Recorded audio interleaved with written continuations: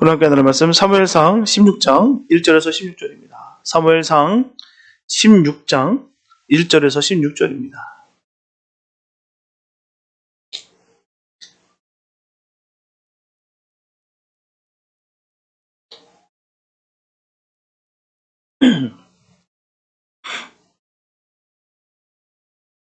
사무엘상 16장 1절에서 16절입니다. 주님에게 한 말씀 봉독해 올립니다.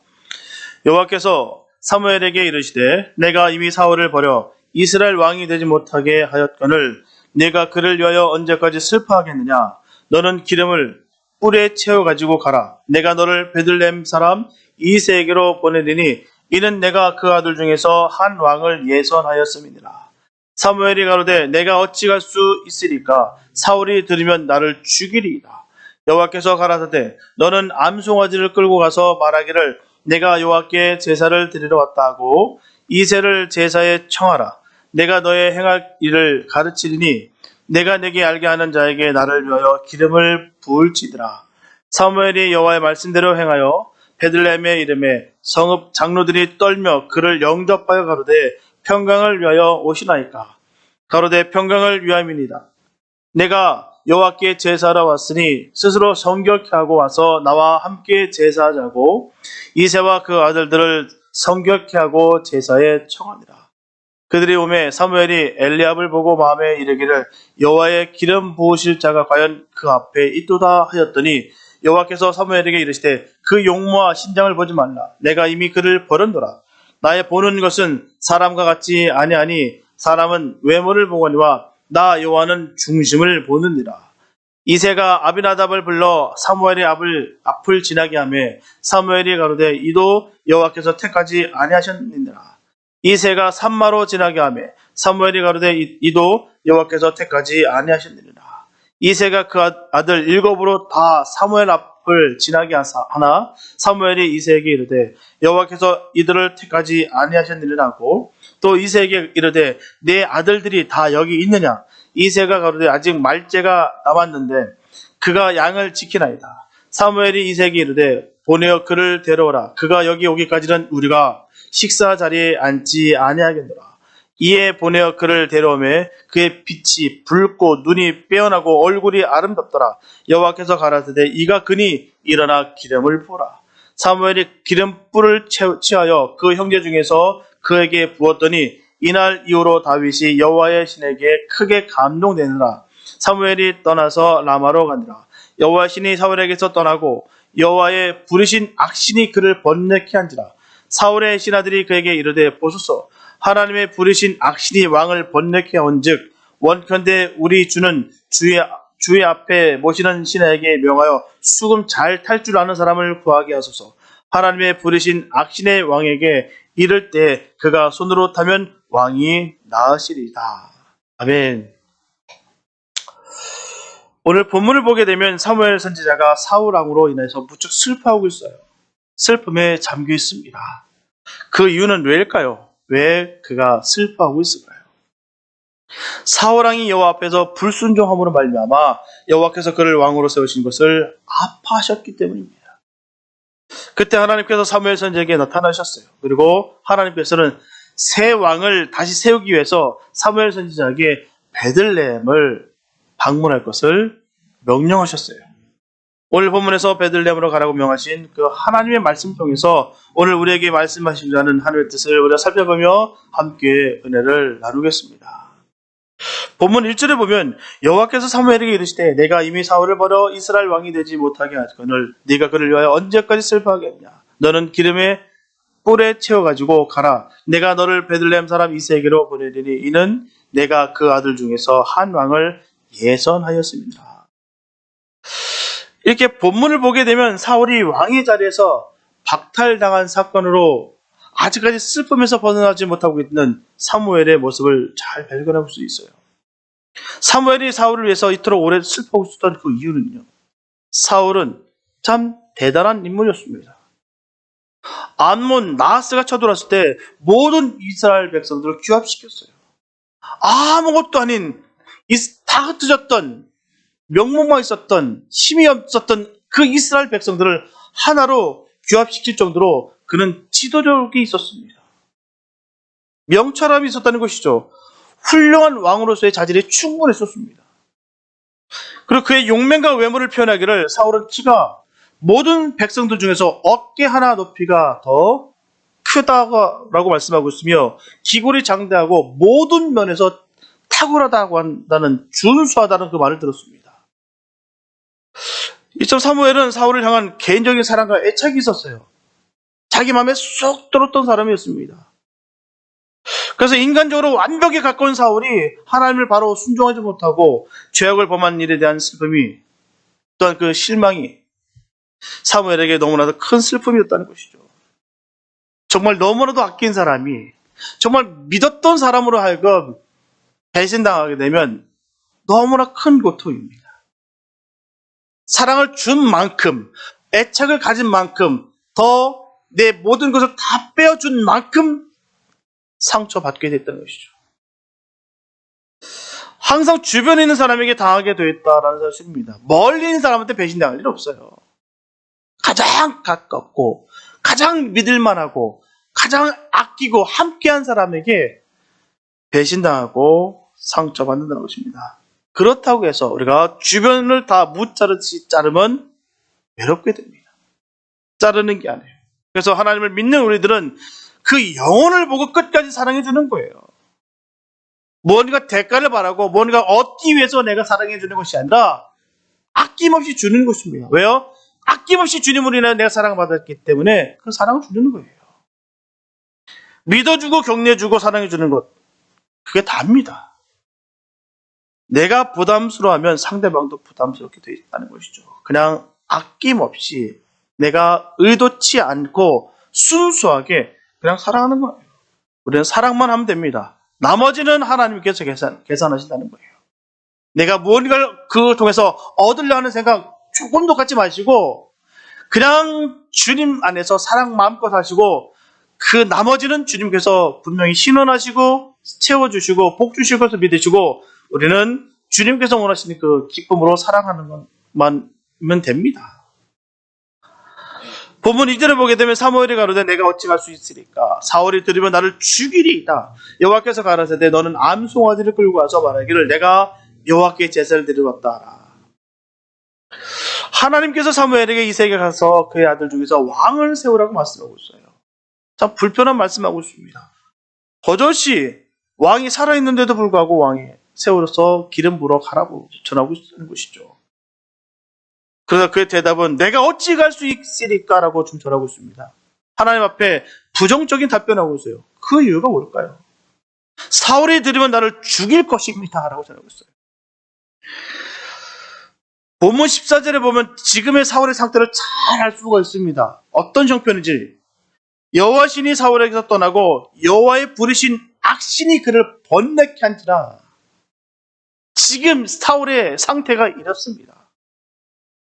하나님의 영이 떠났다는 것은요, 지금으로 말씀드리면 성령님이 그와 함께하지 아니하신다는 거예요. 그래서 사울이 악령으로 번뇌케 되었다는 사실입니다. 성령이 임재가 아니고 성령이 충만한 것이 아니라 악한 영이 꽉 차 있다는 거예요. 이 단어는 히브리 언어로 바트라고 되어 있습니다. 번뇌하다라는 건 바트라고 되어 있는데요. 뜻이 두려워하다, 놀라다, 곤고하다라는 의미를 가지고 있어요. 다시 말씀드리면 극심한 정신적 고통 혹은 정신병증 그 우울증이라든지 창난증 현상을 가리키는 거예요. 성령님 우리 안에 가득하시면 어떨까요? 어떻게 생각하십니까? 성령님이 우리 안에 거하시고 성령으로 말미암아 충만할 때 우리의 삶의 모습은 어떻을까 생각하십니까? 부족함을 느끼지 않습니다. 희망과 소망이 넘치게 돼 있어요. 이게 바로 성령 충만한 증거입니다. 아, 저 사람 성령 충만해. 아, 정말 저 사람 믿음이 출중해. 다른 거 보지 마십시오. 그가 정말 희망과 소망이 있는지, 그 안에 기쁨이 넘치고 있는지를 보십시오. 그게 증거예요. 성령 충만함으로 말미암아 두려움이 사라지고 담대함이 있다는 것입니다. 있으면 있는 대로, 없으면 없는 대로 별로 걱정이 없어요. 영적인 허기도 마찬가지예요. 성령 충만하면 든든합니다. 하지만 은혜가 떨어지면 영적인 허기가 생겨야 되어 있습니다. 왜 시험에 들까요? 왜 그 얼굴이 평안치 못하고 얼굴이 구겨져 있고 모든 고통과 고난을 꽉 짊어지고 있을까요? 은혜가 떨어져서 그렇습니다. 상황과 형편이 문제가 아니에요. 은혜가 떨어지는 거예요. 다른 곳에서 우리는 핑계댈 거 없다라고 누누이 말씀드리고 있습니다. 다른 데 핑계대지 마세요. 내 은혜가 떨어지는 거예요. 하나님의 관계 속에서 관계 회복이 절실한 상태라는 것입니다. 하나님과의 관계가 서먹서먹하다 보니까, 하나님의 관계가 불투명하다 보니까 그 안에 그 영적 피로감이 오고, 그로 인해서 은혜가 떨어짐으로 말미암아 오는 그 고통과 고난이 임하게 된다는 것이죠. 왜 화가 나고 왜 분이 날까요? 은혜가 떨어지죠. 은혜가. 남 탓할 필요 없습니다. 하나님 안에서 내가 성령 충만하면 문제가 되지 않습니다. 목사라고 해서 별거 아니에요. 목사라고 해서 다 평안한 거 아닙니다. 목사도 은혜 떨어지면 고난과 번뇌가 꽉 차게 되어 있습니다. 직분이 해결되는 거 아니에요. 직분이 해결되는 거 아닙니다. 내가 내 안에 자꾸 의심이 들고, 내 안에 자꾸 슬픔이 찾아오고, 내 안에 자꾸 분노가 차가올 때 은혜가 회복되기를 간구해야 될 줄 믿습니다. 이게 떨어져서 그러는 거예요. 누구 때문에고 이런 상황 때문에 그런 것이 아닙니다. 주님과의 관계가 다시 회복돼야 될 줄 믿습니다. 사울이 사무엘과 모든 이스라엘 백성들 앞에서 기름을 붓고 왕으로 세워질 때 당당하고 위험이 넘쳤습니다. 그런 모습은 이제 온데간데 없이 사라지고 망가져 있는 모습을 볼 수가 있다는 것이죠. 악신에 꽉 차가지고 제정신을 못 차리고 있는 거예요. 그 모든 사람들을 규합시키고 나라를 하나로 묶었던 그 통솔력과 지도력은 온전히 사라지고 지금 자기 몸 하나 지금 지탱 못해서 이리저리 벌벌 떨고 있는 모습, 두려움 속에 쌓였고 예민할 대로 예민하고 날카로울 정도로 날카로워서 지금 살기가 등등한 모습 속에 지금 사울이 처해 있다는 사실입니다. 왜일까요?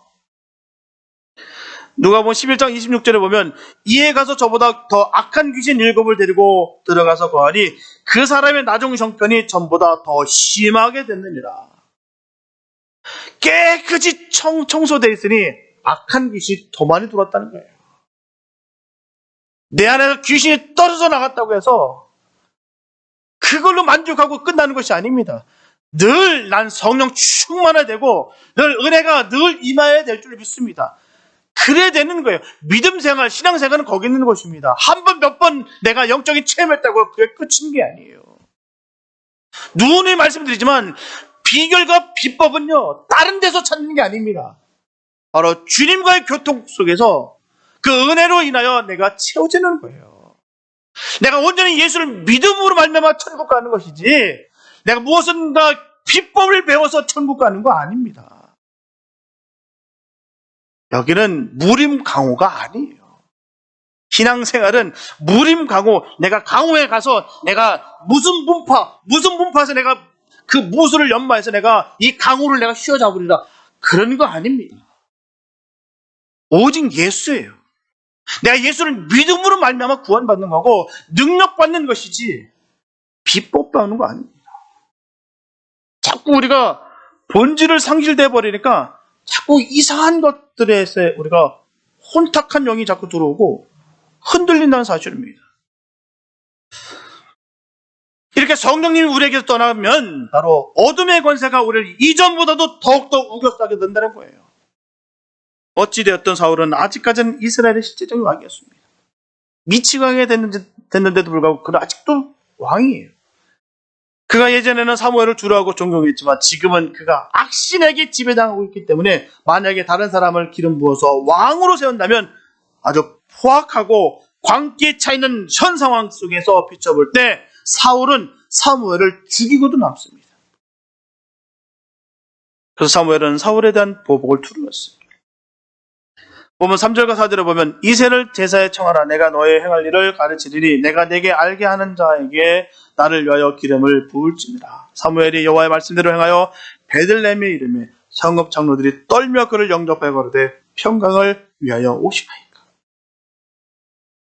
사무엘이 베들레헴에 도착하였는데 성읍 장로들이 떨며 그를 영접하였다라고 되어 있어요. 이 말씀을 문자적 의미는 그를 영접하기 위해서 떨면서 갔었다라는 뜻입니다. 성읍 장로들이 이처럼 두려운 것은요, 통상적으로 사무엘의 방문은 어떤 범죄가 있거나 하나님의 율법을 거역하는 죄인, 악이 있었을 때 하나님의 대리자로서 그들을 정죄하고 심판하기 위해서 방문했기 때문입니다. 선지자가 그냥 아무 뜻 없이 방문할까요? 그러니 성읍 장로들이 두려워 떨었다는 것입니다. 죄인들에게는요, 심판이 두렵습니다. 죄인들에게는 심판이 두려운 거예요. 심판이 두려워 마땅합니다. 그러나 믿는 우리들에게서는 심판이 기쁨입니다. 주님 앞에 서는 그날이 기쁨이라는 것이죠. 우리 주님 앞에 서는 그날을 고대해야 되는 거예요. 이 땅보다 더 귀한 천국에서 주님과 영원히 살아갈 것을 생각하면서 우리가 기쁨으로 매일매일 살아가는 것입니다. 성령 충만한 자들의, 성령 충만한 성도의 모습은 바로 거기 있는 거예요. 이 땅에서 즐거움을 찾아 돌아가는 것이 아니라 영원한 천국에서 주님과 함께 영원한 그 삶을 통해서 오늘 이 땅 가운데 지금 있는 상황 속에 기쁨을 넘치는 삶을 살아가는 것이 바로 하나님 자녀들의 복된 삶인 줄 믿습니다. 거기서 증거가 되는 거예요. 매일매일 지겹고 이게 뭘까? 고통스러워. 이 모습 속에서 과연 내 안에 하나님 나라가 임재했다는 것이 어떻게 증명이 되겠습니까? 하나님 나라가 임하게 되면 기쁨이 임하게 되는 거예요. 우리는 주님 만날 그날을 생각하며 기쁨으로 늘 살아가도록 믿습니다. 말세지만을 살아가고 있는 이 시대가 두려움이 아닌 감사가 나와야 되는 거예요. 그래서 성읍 장로들은 생각하기를 그들 가운데 무슨 범죄가 있어서 사무엘이 책망하기 위해서 왔다라고 생각하는 것입니다. 그렇기 때문에 사무엘 선지자의 방문은 그들에게 충분히 위압적이었어요. 사실 자기들에게 아무 문제가 없다 할지라도 사울의 폐위될 것을 알고 있었던 장로들 입장에서는 선지자의 방문이 그렇게 달갑지가 않습니다. 그들로 하여금, 그 일로 하여금 불똥이 칠 수 있을까라고 두려울 수밖에 없었다는 것입니다. 그렇기 때문에 장로들의 질문이 평강을 위하여 오시나이까? 라고 질문하고 있습니다. 하나님과의 관계가 끊어지는 첫 번째 임하는 생각이 뭘까요? 하나님과의 관계가 끊어진 첫 번째 오는 생각이 바로 두려움입니다. 두려움이 임하게 되어 있어요. 죄를 짓게 되면 왠지 예민해지고 두려워지게 되어 있다는 것입니다. 두려움이 있게 되면 어떨까요? 만사가 소용이 없습니다. 두려움 때문에 하는 모든 것들이 다 싫습니다. 고통스러워요. 분명한 사실은 평강은 절대로 세상이 줄 수 없습니다. 주님이 주시는 거예요. 요한복음 14장 27절에 보면 평안을 너에게 끼치노니 곧 나의 평안을 너에게 주노라. 내가 너에게 주는 것은 세상이 주는 것과 같이 아니하리라. 너희는 마음에 근심하지도 말고 두려워하지도 말라. 우리 주님께서 우리에게 말씀하신 거예요. 세상에 줄 수 없는 평안이 아니다. 내가 주는 평안은 그 무엇으로도 감당치 못할 헤아릴 수 없는 놀라우신 그 평안이다. 너희는 마음에 근심도 하지 말고 절대로 두려워하지도 말라. 지금 주님이 우리에게 하신 말씀이십니다. 우리는 두려울 필요가 없어요. 어떤 상황 속에 직면한다 할지라도 우리는 두려울 이유가 없습니다. 왜요? 주님이 우리에게 평안을 주셨기 때문에. 세상이 줄 수 없는 것, 세상이 감당치 못할 그 우리에게 주신 큰 평안을 주셨기 때문에 우리는 결코 두려울 이유가 없습니다. 주님과의 관계 회복이 우리를 평강케 하는 거예요. 내 안에 평강이 임하게 되는 것은 주님과의 관계가 바로 섰다는 명확한 증거입니다. 우리는 내 신앙을 점검하며 살아가야 되는 거예요. 내가 바른 길로 가고 있는지, 주님께서 기뻐하는 그 길을 내가 가고 있는지를 내가 평가하고 내가 점검할 수 있는 이유는 바로 거기 있습니다. 내가 주를 인하여 내가 평안하고 있는지, 기쁨이 내가 임하고 있는지를 우리가 늘 점검해야 될 필요가 있습니다. 심령의 평강이 가장 중요한 가치예요. 본문 5절에 보면 가로되 평강을 위함이니라 내가 여호와께 제사하러 왔으니 스스로 성결케 하고 와서 나와 함께 제사하자 하고 이새와 그 아들들을 성결케 하고 제사에 청하니라. 지금 온 이스라엘은 사울이 주님께 버림받은 상태인 것을 알고 있는 상태입니다. 사울왕이 단지 자리만 차지하고 있다는 사실에 이 이스라엘이 앞으로 어떻게 되는 것인가를 다 걱정하면서 나라의 위기를 두려워하던 그런 상황이었어요. 그때 사무엘 선지자가 평강을 위해서 왔다는 거예요. 그것은 이스라엘의 왕을 다시 세우러 왔다는 것입니다. 그래서 이세 아들들을 사무엘 선지자 앞에 세워지게 됩니다. 보면 6절과 7절에 보면 그들이 오매 사무엘이 엘리압을 보고 마음에 이르기를 여호와의 기름 부으실 자가 과연 그 앞에 있도다 하였더니 여호와께서 사무엘에게 이르시되 그 용모와 신장을 보지 말라. 내가 이미 그를 버렸노라. 나의 보는 것은 사람과 같지 아니하니 사람은 외모를 보거니와 나 여호와는 중심을 보느니라. 사무엘 선지자는 이세 첫 번째 아들 엘리압을 보고서 이 사람이야말로 과연 여호와께서 택하신 자구나. 참 사람 바뀌지 않습니다. 참 안 바뀌어요. 분명히 그렇게 보고서 그렇게 낭패를 당했는데도 불구하고 똑같이 엘리압을 보고 똑같은 마음을 품은 거예요. 사울 보듯이 말입니다. 그 엘리압의 그 신체는 건장하였으며 용모가 수려해서 나무랄 데가 없었다는 것이죠. 하지만 하나님의 판단은 사무엘과 달랐습니다. 사실 사울을 왕으로 기름 부을 때도 사울은 다른 사람보다 준수했어요. 깨어났습니다. 깨끗한 용모와 키를 갖췄던 사람이에요. 군기 일학이라고 얘기하죠. 한자로. 정말 확 튑니다. 우리 연예인들 보십시오. 참 그 많은 군중들 속에서도요. 광채가 나더라고요. 깜짝 놀랐어요.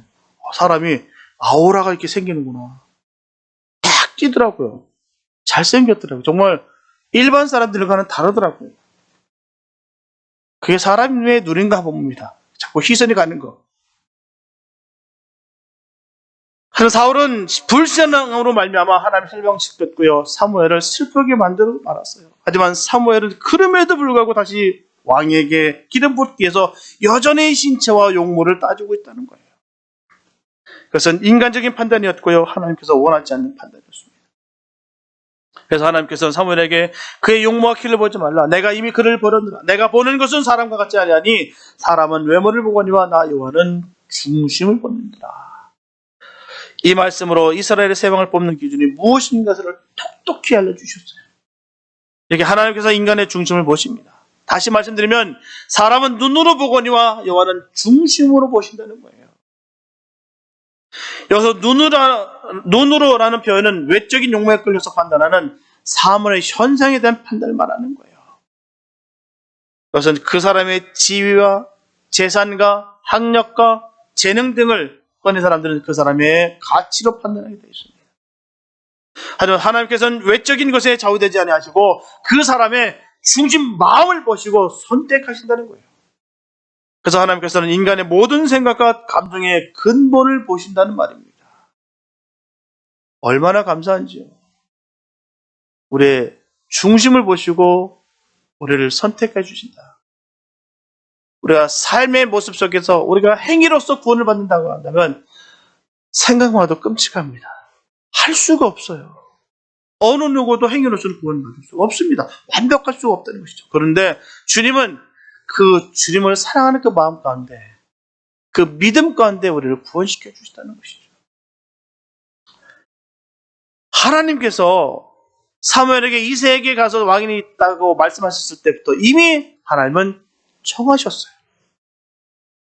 다윗을 왕으로 이미 꼽아놓으셨습니다.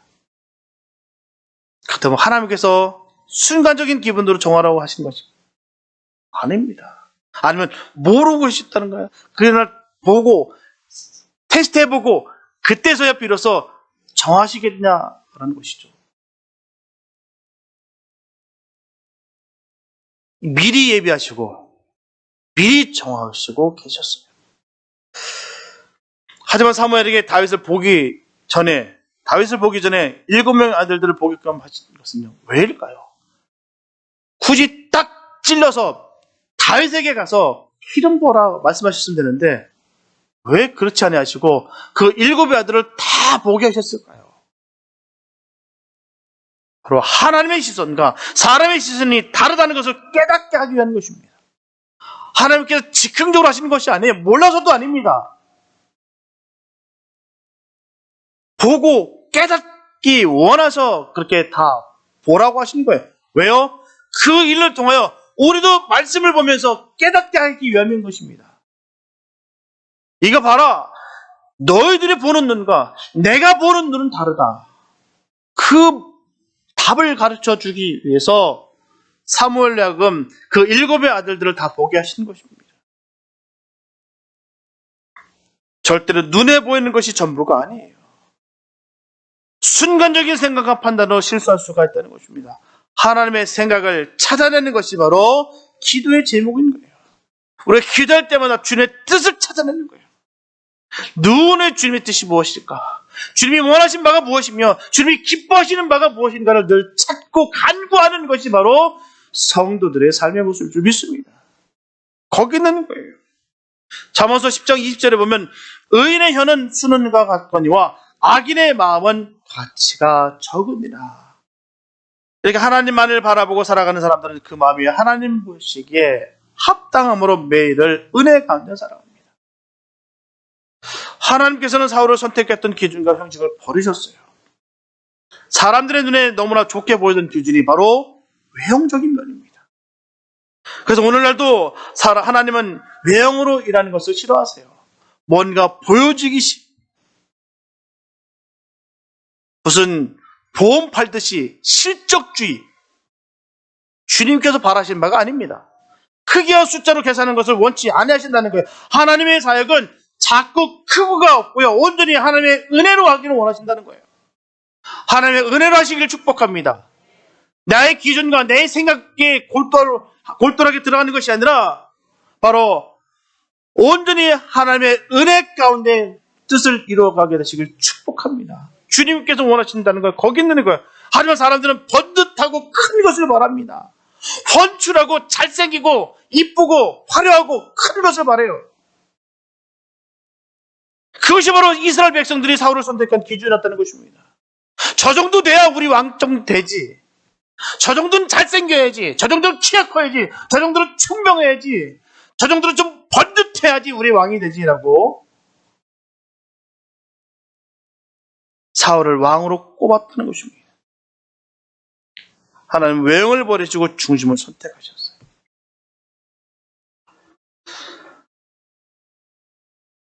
이렇게 첫째부터 7 아들까지 보았지만 하나님께서는 그들을 다 선택하지 않으셨어요.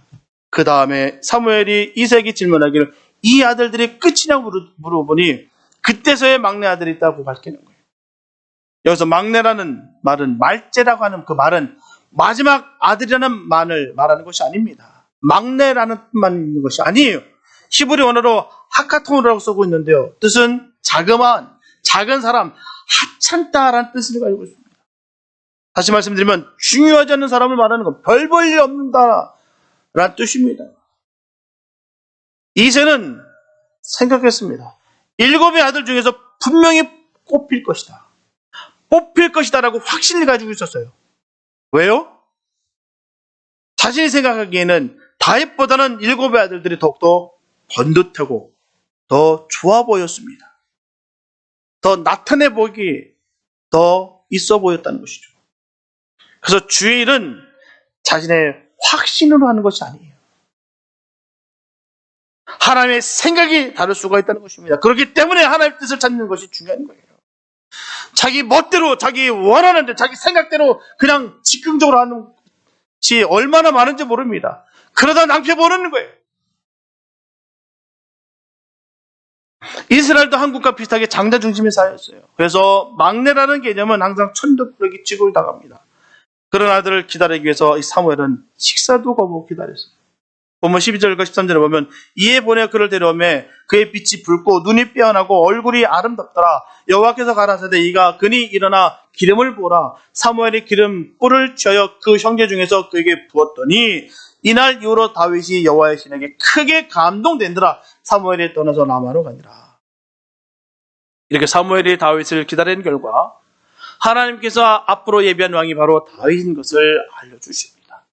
그래서 사무엘로 인하여 다윗이 기름 부음을 받았어요. 하지만 지금 바르는 기름은 완전하게 왕으로서의 만방에 선포하는 것이 아닙니다. 이렇게 기름 부음을 받음으로 말미암아 왕의 준비가 되어 간다는 거예요. 이렇게 다윗이 역사의 전면에 나타나게 되는 것입니다. 이것이 바로 하나님께서 일하시는 방법이에요. 항상 주님은 소외되고 약한 자를 돌보십니다. 우리 약한 자를 우리가 무시하면 안 돼요. 가진 것이 없다고 배운 것이 없다고 해서 우리가 무시하면 안 됩니다. 주님께서 언제 그들의 대변자가 되어주시고 함께 동감하여 주셨어요. 강자 편을 쓰시는 것이 아니라 항상 약자 편을 쓰셨습니다.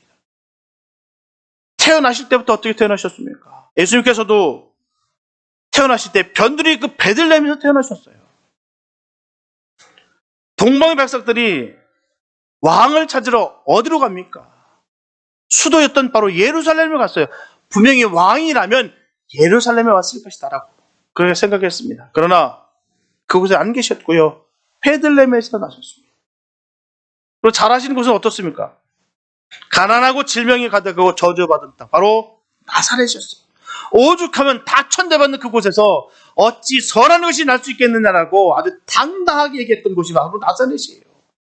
우리의 생각에서는 그냥 나사렛 예수 이름으로 항상 우리가 늘 구하기 때문에 굉장히 좋은 곳으로 여기지만 나사렛이라는 곳은 정말 안 좋은 곳입니다.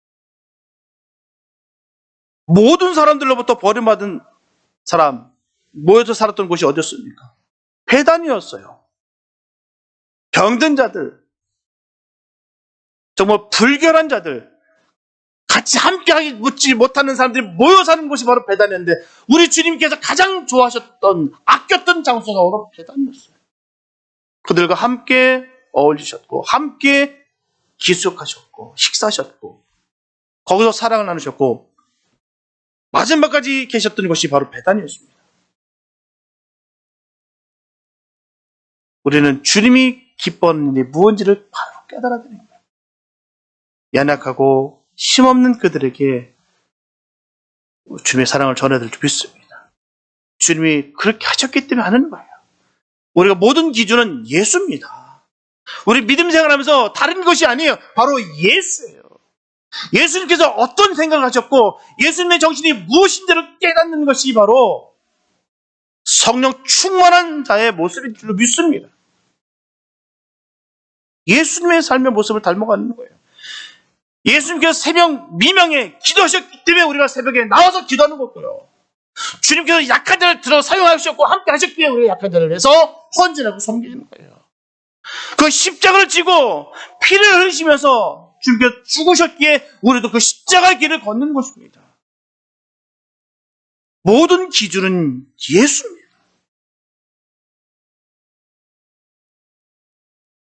본문 14절에서 16절 말씀 보면 여호와 신이 사울에게서 떠나고 여호와의 부르신 악신이 그를 번뇌케 한지라. 사울의 신하들이 그에게 이르되 보소서 하나님의 부르신 악신이 왕을 번뇌케 한지라고 말씀하셨어요.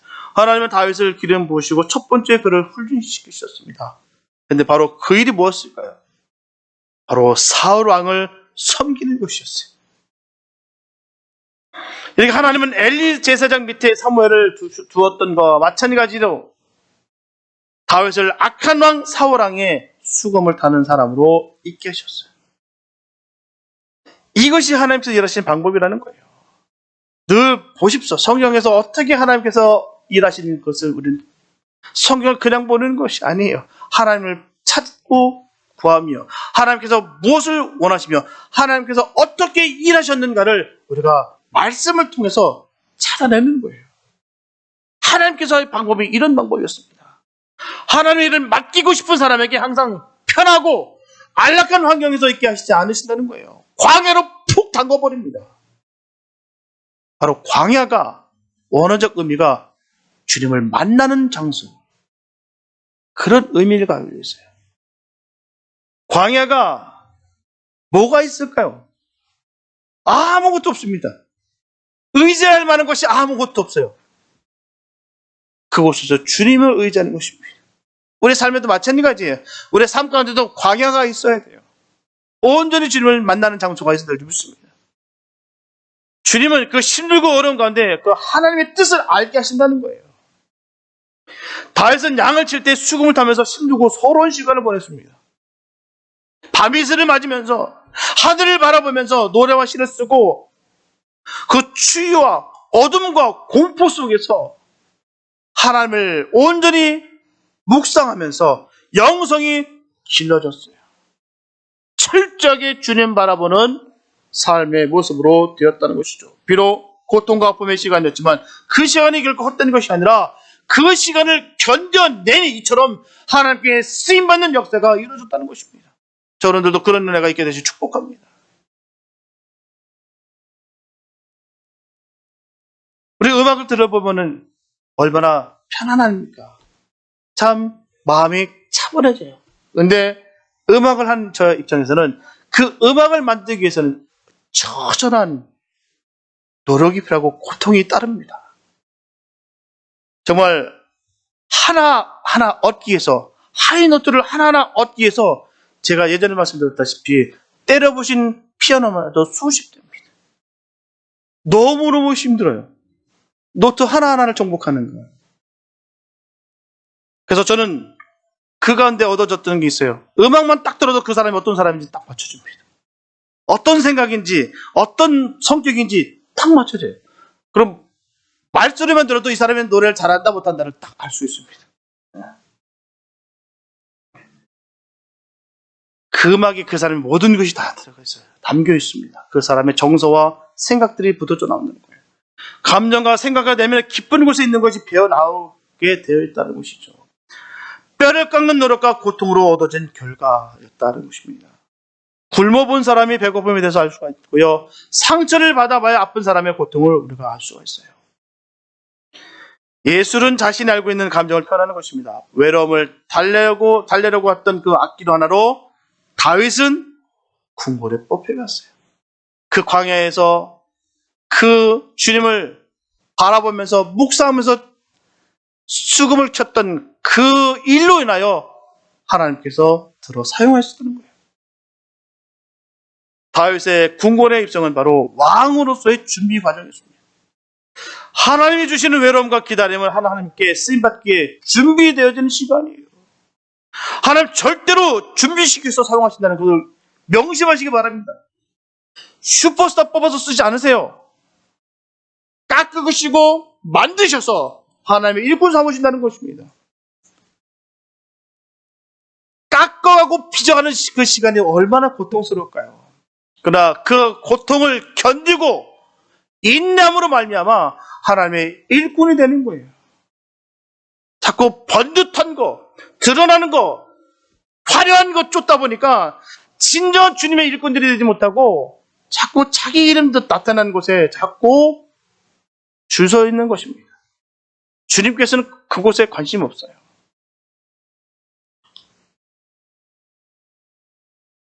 외로움과 기다림 속에서 하나님께서 하나하나 빚어가고 만드시는 그것을 모두 견디고 인내하고 이긴 그에게 주님은 주의 일들을 맡긴다는 거예요. 우리 이 사실을 꼭 기억하게 해주시기를 축복합니다. 내가 왜 주의 일을 감당할 때마다 왜 힘이 들까? 왜 어려움이 있을까? 내 이런 일들이 왜 어려운 일들이 자꾸 나에게 부딪히림으로 올까? 당연한 선상입니다. 마땅한 바입니다. 이상하게 여기지 마시고 내가 하나님께 귀하게 쓰임받다라는 사실을 꼭 기억하시면서 그 모든 것을 인내하시고 승리하시길 축복합니다. 그 가운데 하나님 주신 복이 많은 거예요. 그냥 입만 벌리고 복 받을 생각하지 마시고 내가 주님의 일을 기쁨으로 함으로 인해서 주님으로 인해서 오는 복을 받으시길 축복합니다. 그냥 얻어지는 것이 아니에요. 유행을 바라다 보니까 문제가 생기고요. 자꾸 신앙적인 잘못됨이 생기게 됐다는 사실입니다. 사랑하는 성도 여러분, 하나님은 이처럼 작은 자를 사용하세요. 처음부터 부족하고 연약한 사람을 사용하십니다. 그런데 어느 순간 자신이 대단한 사람이고 그렇게 착각하게 돼서 오늘 수많은 능력의 종들이 무너지게 됩니다. 정말 주님 나를 사용해달라고 그렇게 울며불며 부르짖으면서 하나님께 간구에 대해서 어서 줬던 그 능력을 가지고 자기가 특별한 존재이기 때문에 받았다라고 착각을 해서 교만해져서 내침을 받은 사람이 얼마나 많을지. 절대로 하나님께서는 교만한 자를 가장 싫어하세요. 전쟁에 이겨 교만해진 사울이 주님께 버림을 받았습니다. 우리는 이 사실에 꼭 명심하시기 바랍니다. 내 안에 자꾸 교만이 생길 때마다 철저히 끊어내시고 모든 영광 주님께 돌리시길 축복합니다. 하나님께서는 그런 하나님께 영광 돌리는 자들에게 더 많은 축복을 주시고 더 귀한 것을 붙여주십니다. 우리 스스로 잊어서는 안 돼요. 내 스스로 도취되고 내 스스로 착각해서 하나님께서 나는 특별히 더 위대하기 때문에 내가 아무리 범죄고 아무리 내가 교만할지라도 괜찮다라고 했던 그 어리석음을 다 제거하시기 바랍니다. 주님 앞에 겸손한 자를 주님께서 끝까지 돌보시고 인도하신다는 사실입니다. 나의 교만을 버리고 주님과 더불어 주님을 인하여 살아가며 매일 매순간 고백하며 살아들 줄 믿습니다. 그리고 다윗처럼 우리가 느끼기에 힘든 환경 가운데 있다면 주님의 준비하심 예배심의 시간임을 늘 기억하시고 주님만 바라보시며 인내로 잘 견뎌낼 줄 믿습니다. 하나님 쓰시는 사람은 이처럼 고난을 통해서 정금으로 만들어 하시는 거예요. 우리를 정금같이 변화시키는 주님의 손길을 우리가 외면하지 아니하고 더 기쁨으로 더욱더 주님께 나아가게 되시길 축복합니다. 우리를 만지고 계세요. 우리를 정결케 하기 원하십니다. 우리를 주님의 일꾼 삼기를 원하십니다. 우리는 그 손길을 피하는 것이 아니라 더욱더 그 손을 꽉 붙잡고 나가 하나님께 기억에 쓰임받아 줄 줄 믿습니다. 그 시간을 주님과 더불어 잘 견딤으로 말미암아 다윗처럼 주님이 귀히 쓰는 저와 여러분을 다 될 수 있게 되시기를 예수님의 이름으로 축원합니다. 기도합니다. 사랑하는 주님 감사합니다. 아버지, 항상 주님의 은혜가 우리에게 임하기 원합니다.